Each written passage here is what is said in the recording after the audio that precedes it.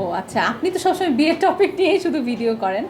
ইনশাল্লাহ এই বছরই বিয়ে করবো, আলহামদুলিল্লাহ। না, আসলে বিয়ে করছেন না কেন, মানে মনের মানুষ না পেলে কেন বিয়ে করবো? যাকে তাকে কি বিয়ে করা যায়?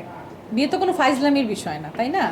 এখন দেখা যাচ্ছে সারাদিনই প্রপোজ পাচ্ছি, সারাদিনই সবাই অফার করছে, তাকে তো যাকে তাকে আমি কেন বিয়ে করবো? আমারও তো তাকে পছন্দ হতে হবে, যার মুখটা সকালবেলা উঠে দেখলে আমার সারাটা দিন মনে হবে যে ওকেই আমি খুঁজবো, ওকেই দেখতে ইচ্ছা করবে, এভরিডে দেখতে ইচ্ছা করবে, তার সাথে আমার পুরো লাইফটা স্পেন্ড করতে ইচ্ছা করবে।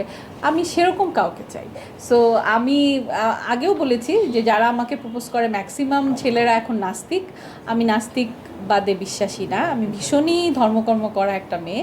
সো আমি খুবই আল্লাহ ভক্ত ইমানদার একটা মানুষকে চাই জীবনসঙ্গী হিসেবে, যার সঙ্গে আমি হজ করতে যাব। আমি একজন মেহরামের অভাবে হজ করতে পারছি না। এটা আমার করোনার সময় এটা আমাকে আরও ভীষণভাবে পীড়া দিয়েছে যে যদি করোনা না হতো, মানে আর যদি হজের এইটা না খোলা হতো, আমরা যদি আর হজে যেতে না পারতাম, তখনই আমি ডিসাইড করলাম যে না, আমি বিয়ে করে ফেলবো খুব দ্রুত এবং হজে যাব। এটা এখন আমার ফার্স্ট প্রায়োরিটি। এতদিন যেহেতু ইলেকশনের জন্য, আপনারা জানেন যে 2বার আমি এমপি ইলেকশন করেছি, ন্যাশনাল ইলেকশন, তো যার কারণে আমি বিয়েটা করি নাই, যে না দেখি রেজাল্টটা কী হয়। কিন্তু এখন কিন্তু আমার ফার্স্ট প্রায়োরিটি হচ্ছে আমি আমার মনের মানুষ পেলে ধাম করে বিয়ে করে ফেলবো। আচ্ছা, বাংলাদেশে অনেক ছেলে আছে কোটিপতি, তো তারা যদি আপনাকে মানে বলে যে বিয়ে করবে বা বিয়ের পর পরে আপনাকে নিয়ে হজে চলে যাবে, তো আপনি কি মানে? না, এখন দেখেন, আপনারা তো সবাই যেহেতু আমার ফ্যামিলি সম্পর্কে জানেন, I am comes from a good family, obviously rich family. আমার ফ্যামিলিতে আমাকে এফোর্ড করার মতো কিন্তু সব কিছুই তাদের আছে, আমি নিজেও নিজেকে এফোর্ড করতে পারি। তো বিয়ের উদ্দেশ্য কিন্তু শুধু টাকা না, যে একজনের অনেক টাকা থাকবে তার গলায় আমি ঝুলে পড়লাম বা তাকে জীবনসঙ্গী করে ফেললাম। বিয়ের উদ্দেশ্য হচ্ছে অনেক কিছু। আমি তো বললাম যে তাকে প্রতি মুহূর্তে আমি দেখব, প্রতি মুহূর্তে আমার মনটার মধ্যে একটা শান্তি ফিল হতে হবে যে আমি ওর সাথে পুরোটা জীবন কাটাতে চাই। আমার জীবনে ছোট ছোট মুভমেন্টগুলো আমি ওর সাথে শেয়ার করতে চাই। এই যে পৃথিবীটা এত সুন্দর, এই সুন্দরগুলো একা উপভোগ করা যায় না। প্রত্যেকটা সুন্দরকে আমার প্রিয়তম যে হবে, যে আমার হাজব্যান্ড হবে, তার সঙ্গে আমি শেয়ার করতে চাই। সেই জন্য আমি সেই মানুষটার অপেক্ষাই আসলে সবসময় তো কাজ নিয়ে ব্যস্ত থাকি। এই যে ঈদ, শুধু নাটকের শুটিং করি বা উপস্থাপনা করি, লেখালেখি করি, রাজনীতি করি, কিন্তু এই ভিড়ের মধ্যে কিন্তু আমি তাকে খুঁজে বেড়াই যে যদি আমি তাকে পেয়ে যাই তাকেই আমি বিয়ে করব, যাকে তাকে আমি বিয়ে করব না। আর আরেকটা কথা, হ্যাঁ, খুব ইম্পর্ট্যান্ট, সেটা হচ্ছে এখন ছেলেরা অনেক বেশি অ্যাডিক্টেড। যারা পছন্দ করে ম্যাক্সিমাম ছেলেরাই অ্যাডিক্টেড, কোনো না কোনো নেশায় তারা আচ্ছন্ন।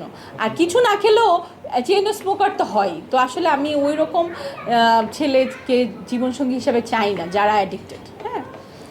আচ্ছা, আপনি যে মনের মানুষের অপেক্ষার যন্ত্রণা কতটা কঠিন হতে পারে একটু বলবেন? হ্যাঁ, অপেক্ষার যন্ত্রণা কঠিন। আপনি যখন কারোর সঙ্গে, যেমন অনেকেই আমার মনে হয় যে না, ওকে আমি সিলেক্ট করতে পারি জীবনসঙ্গী হিসেবে, কিছুক্ষণ কথা বলার পরে আমি আগ্রহ হারিয়ে ফেলি, ভালো লাগে না, মনে হয় যে না, সে অ্যাপ্রোপ্রিয়েট ছিল না। তো এই এই যে ব্যাপারগুলা, এটা আসলে সত্যি সত্যি এই অপেক্ষাটা অনেক পীড়া দেয় মানুষকে। কয়জনের সাথে কথা বলেছেন বিয়ের ব্যাপারে? বিয়ের ব্যাপারে কথা বলিনি আমি। ধরেন আমার যদি কাউকে ভালো লাগে, কেউ আমাকে প্রপোজ করে, আমি তাকে একটু অবজার্ভ করি, হ্যাঁ, যে আচ্ছা ঠিক আছে, দেখি ওর সাথে আমার যায় কিনা। তো যখন তার বলেন সেটা এডুকেশন লেভেল, ফ্যামিলিগত ব্যাপার, বা সে আমাকে আদৌ মেনটেন করতে পারবে কি না, তখন মনে হয় যে না, ঠিক আমার সাথে যাচ্ছে না। ছোট করে একটু প্রশ্ন। আচ্ছা, আরেকটি, মোস্তাক ভাইয়ের ভটকারিতে আপনি কতটা বিশ্বাস?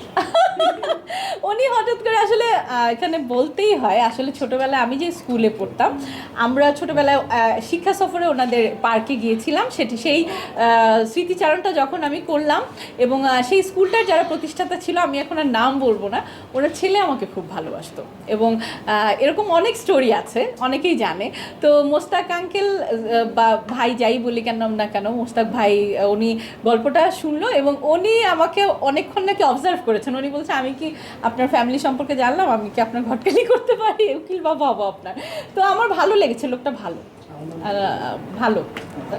আচ্ছা শ্যামলী আপা, আপনি এর আগে একটিবার বলেছিলেন আপনি পীর বংশের মেয়ে, আপনি অনেক হ্যাঁ। কষ্ট করে এখানে এসেছেন। হ্যাঁ। যদি সে বিষয়ে কিছু বলতেন, মানে আপনি পীর বংশের মেয়ে হয়ে সিনেমাতে কেন আসেন? না, আমি তো সিনেমায় আসিনি, আমি তো নাটক করি। আমার প্রায় 1000 নাটকের নায়িকা আমি। এটা আপনারা তো সবাই জানেন। এই ঈদেও আমার 7টা চ্যানেলে 7টা নাটক আসছে।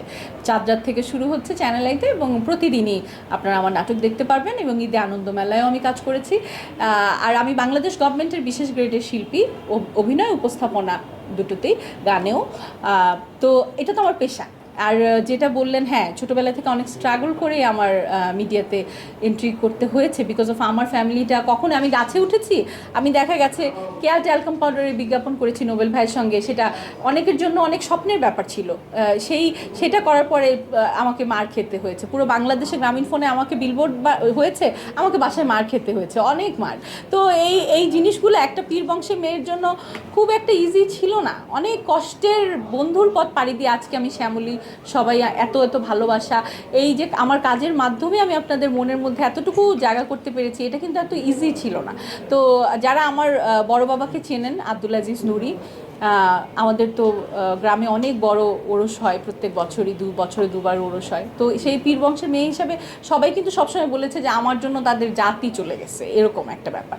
কিন্তু সেই ধারা থেকে কিন্তু আমি রিভার্স এসে, আমি এত এডুকেটেড হওয়ার পরও এখন ডক্টরেট করছি জাহাঙ্গীরনগরে, তারপরেও কিন্তু আমি আমার জায়গাটা ঠিক রেখেছি যে আমার ফ্যামিলি যাতে কখনো আমার কারণে এতটুকু তাদেরকে সম্মান ক্ষুণ্ণ না হয়, তাদের নাক কাটা না যায়, যেটা তারা সবসময় ভয় পেত। যে আপনি সিনেমার কথা বললেন, আমি 2টা সিনেমা করেছি, 2টাই, একটা শ্যাম বেনেগালের মুজিব, এটা তো খুব প্রেস্টিজিয়াস একটা সিনেমা।